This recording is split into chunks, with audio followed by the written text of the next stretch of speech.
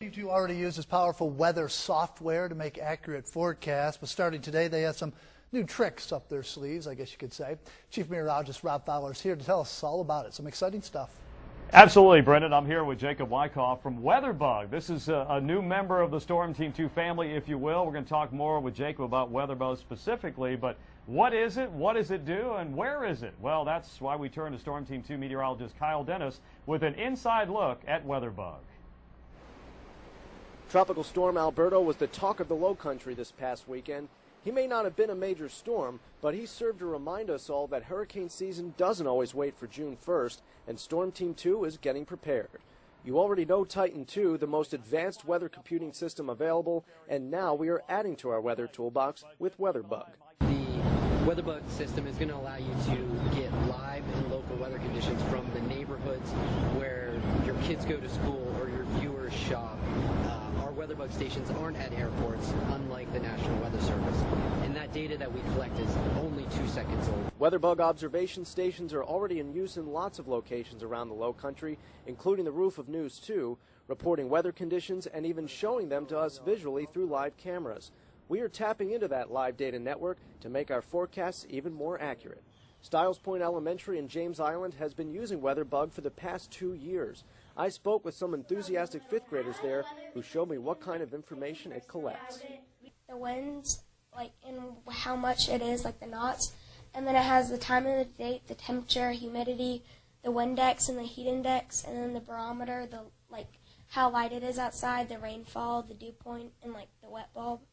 Yes, that was a fifth grader talking about wet bulb, the lowest temperature the air can reach through evaporation. These students know their stuff when it comes to weather, and that is thanks in part to WeatherBug and the lesson plans they provide to schools who use their system. Students are even learning to predict what kind of data to expect when the weather goes from nice to stormy. The temperature is lower and the wind's going to be higher, and depending on the knots are going to be different than they normally are, and then the rainfall is going to be really high. The WeatherBug station at Stiles Point is just one of many local reporting sites whose data and live cameras we can now bring you live on air and online. It's just one more reason to count on StormTeam2. Kyle Dennis, News 2. All right, thanks a lot, Kyle. Stiles Point, welcome aboard the WeatherBug Network for StormTeam2. And Jacob, we've got the computer here. You've trained us on it, but kind of go over a few of the cool things about WeatherBug. Right now, we're looking at current weather conditions, real live data at Goose Creek High School. Absolutely. You can actually see the wind change as the conditions are changing.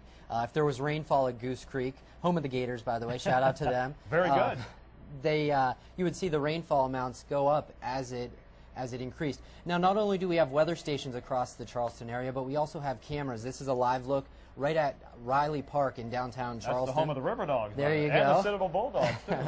We also can time-lapse cameras. This is a time-lapse from Sullivan's Island Fire Department.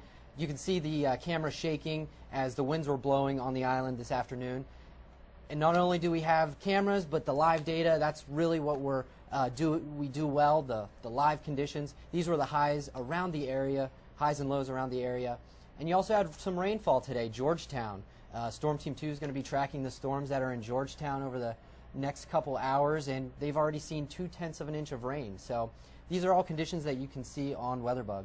And this is real-time data, so we get to see Yes. the winds change. We get to see the rain gauge fill up, and as the rain gauge filled up in Georgetown today, we saw that temperature really go down quite a bit. Yeah, it dropped about 15 degrees within 15 minutes as the rain moved in. So StormTeam2 is going to be in your neighborhood, and we want to give you an opportunity to be a part of StormTeam2 and WeatherBug with Jacob and his gang. All you have to do is go to counton2.com. You'll see Kyle's report there he did with Stiles Point Elementary School and WeatherBug, and there'll be a link there, an email address where you can find out more. If you're a business, if you're a school, if you're an individual, you want to be a part of WeatherBug and StormTeam2, that's the place to go. So, hey, Brendan, Carolyn, we're really excited about WeatherBug, and you're going to see it a lot here during our weathercast with myself and Josh and, of course, Kyle as well. We'll send it back down to you in the studio, and WeatherBug's up and running, keeping us informed.